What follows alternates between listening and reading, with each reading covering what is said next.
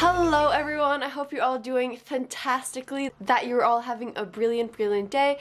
So I'm gonna do a recommendations video, yes, and I've seen a lot of these going around. If you like this, then you'll like this kind of recommendations, and I think it's a great way of giving recommendations because tastes are so different, and this way you can get a recommendation from your own taste. So let's get started. I'll start with a well-loved fantasy. This is The Lives of Locke Lamora by Scott Lynch. So what's so great about this book is, in my opinion, the bromance. So it's just an amazing experience to read about Locke and Jean's brotherhood and their friendship because it goes so deep, it's so true, and it's just amazing. And for that recommendation, I would recommend Traitor's Blade by Sebastian de Cristel. This series, the whole Great Coast series, and this series, I think, are both an amazing fantasy series, and I would recommend both of them if you haven't read them already. But this one also has a trio of 3 best friends who are just so great together. I love their witty banter. I love how committed they are to each other and have each other's backs, and it kind of reminds me of the friendship in this one. I think this is a deeper friendship and a completely different fantasy world. They're both quite grim, dark fantasy. They both have scheming going on and thievery and that kind of thing. They both have an underdeveloped magic system. If magic systems aren't your thing, definitely has great relationships, so recommend these.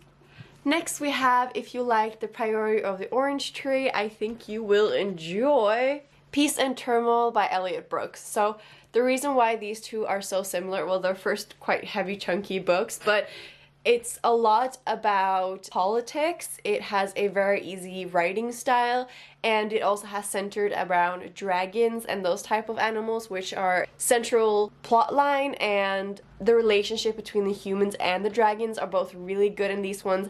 I read these ones after each other and just couldn't notice how similar they were in tone and atmosphere. They're both high fantasy, easy writing style, easy to get into, and a lot of plotting, and they both have a lot of characters. So if you like this one, you'll like this one, and if you like this one, you'll like this one.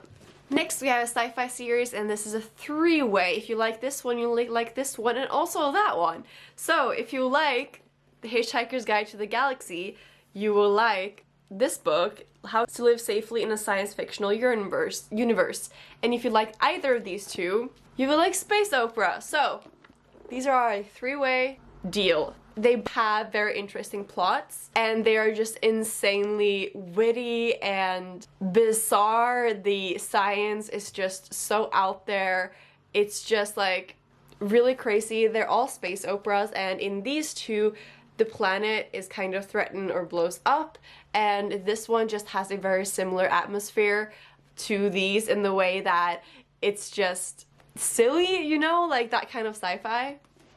Next we have a couple of books that are easily recommended side by side. This is Frankenstein by Mary Shelley, one of my favorite classics, and if you like Frankenstein and the element where we talk about humans and monsters and creating life, you'll definitely like Island of Dr. Moreau by H.G. Wells. This also deals with creating new beings, the line between animal and human, and what is right and what is wrong, and that kind of thing. So if you like that theme, I definitely check both of these out. This one is a little bit more difficult to read because it's written in 1818, so it's obviously much older, and this one is not as hard to read. It's very easy to get into, but they definitely have a similar theme, and they definitely have the element scientist and victim and that kind of thing. Both great books.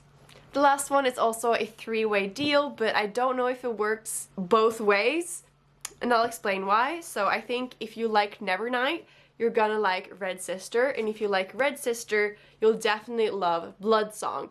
But I don't know if you'd like Nevernight just because you like Red Sister or Bloodsong, if that makes sense. But I think these two go both ways. So they all have assassin school training, as well as very determined and hardcore main characters who are unstoppable, brilliant, just amazing to follow. People who start off maybe stone cold and end up having emotions. If you like that kind of thing, characters who just are so kick-ass, amazing at fighting, and that kind of thing, and that's what these stories have going on. This is a much thicker adult high fantasy. This is kind of the line between adult and young adult, and it definitely has a lot of politics in it. And then you have this one, which is more young adult, and it has a more flowery writing than the other two, but they definitely have elements that you'll enjoy if you like the assassin aspect and you like the warrior aspect and that kind of thing.